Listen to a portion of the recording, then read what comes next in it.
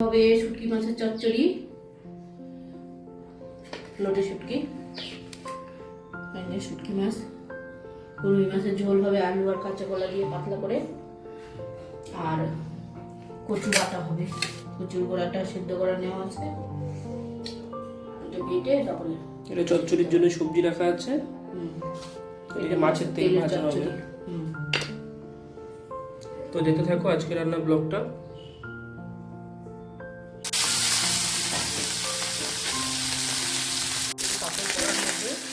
সরষের তেলে জিরে ফোড়ন দেওয়ার পর গোটা গোটা আলুগুলো লম্বা লম্বা করে কেটে রাখা আছে। ওটা রুই মাছের ঝোলটা হবে আলু আর কচু দিয়ে। লবণ দেওয়া হচ্ছে।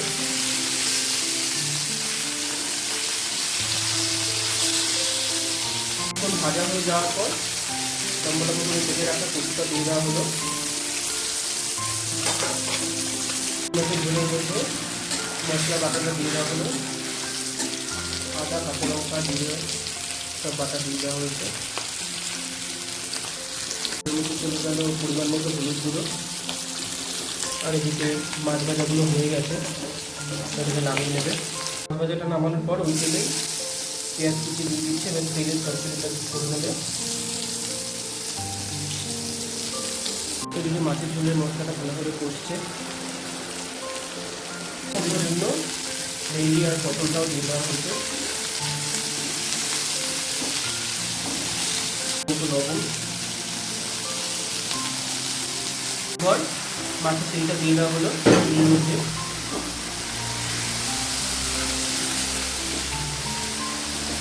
ভালোভাবে সব কিছু সাথে মিশিয়ে নেওয়া হচ্ছে। দেখো রুই মাছের ঝোলের যেটা কষে গেছে, পরিমাণ মতো জল দিয়ে দিল।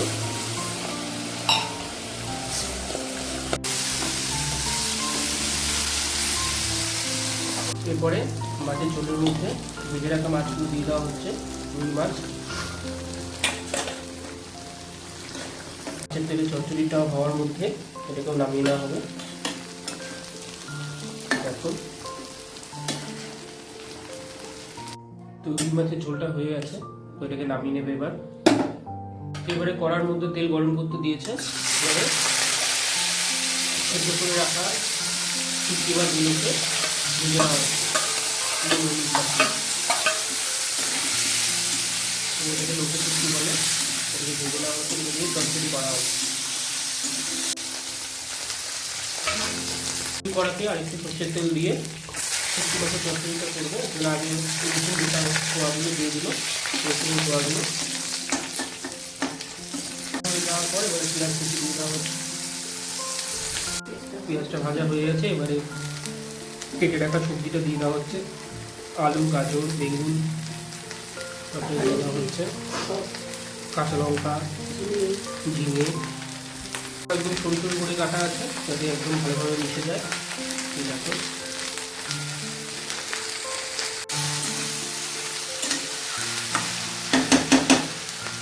এবারে এটাকে ঢেকে নেওয়া হবে। লবণ দিয়ে এটাকে ঢেকে নেওয়া হবে।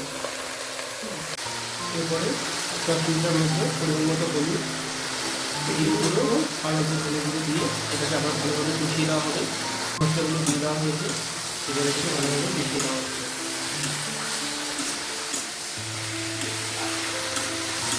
এদিকে শিলনোড়ার মধ্যে মানকচুটাকে বেটে নিচ্ছে। মানকচু বা ছোলা কুচু যাই বলে কেন, সেদ্ধ করে রাখা ওটাকে শিলনোড়ায় বেটে নেওয়া হচ্ছে। করে কড়ার মধ্যে সর্ষের তেলে ভেজে নেওয়া হবে।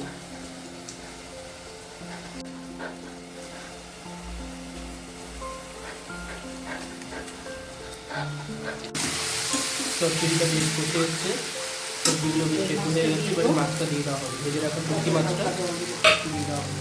এবারে আবার একবার মিশিয়ে নেওয়া হবে। তারপরে পরিমাণ মতো জল দিয়ে দেওয়া হবে সবজিটা সেদ্ধ হওয়ার জন্য। পরিমাণ মতো জল খুব সামান্য পরিমাণে, তাহলে একটু চচ্চড়িটা মাখো মাখায় রাখা হবে। এটাকে নামিয়ে নেবে। এবারে সরষের তেলের মধ্যে পেঁয়াজ, রসুন, আদা, কাঁচা লঙ্কা বাটাটা প্রথমে দিয়ে দিল কচু বাটার জন্য। এরপরে যে কচুটা বেটে নিয়েছে শিলনোড়ায় সেটাও দিয়ে দেবে। দেখো কচু পাতাটাও দিয়ে দিল। এই দেওয়া হলো পরিমাণ মতো হলুদ গুঁড়ো, দিয়ে পুরোটাকে ভালোভাবে মিশিয়ে নিচ্ছে। শুটকি মাছের চচ্চড়িটা হয়ে গেছে, এগুলোকে নামিয়ে নিচ্ছে। এটাও আর বেশি কিছুক্ষণ হবে, তেলটা ছেড়ে দেওয়ার পর তারপরে নামানো হবে। দেখতেই পাচ্ছ কচু বাটাটাকে ভালোভাবে নাড়িয়ে চাড়িয়ে এইভাবে আর একটু টেনে নেবে। আর বেশ কিছুক্ষণ হবে, আরও টাইম লাগবে। আর তেল লাগলে তেলটা দেখে নিতে হবে, এটা তো তেল বেশি লাগে।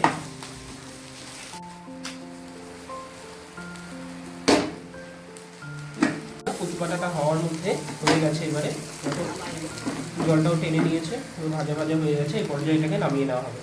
এই হচ্ছে আজকে রান্না, কচু বাটা থেকে মাছের চচ্চড়ি, মাছের তেলের চচ্চড়ি, ভেন্ডি, পেঁয়াজ, পটল এগুলো দিয়ে সব দিয়ে। আর এদিকে হচ্ছে শুটকি মাছের চচ্চড়ি আছে, সব সবজি দিয়ে, লোটে শুটকি। আর এটা হচ্ছে রুই মাছের ঝোল, কাঁচা কলা দিয়ে পাতলা ঝোল, আলু আর কাঁচা কলা দিয়ে। সেগুলো কচু ছিল না, কাঁচা কলা ছিল। যাই হোক, তো কেমন লাগলো আজকে রান্নাটা জানাবে। ভালো লাগলে লাইক, শেয়ার, কমেন্ট ও সাবস্ক্রাইব করে দেবে চ্যানেলটাকে। অনেক অনেক ধন্যবাদ।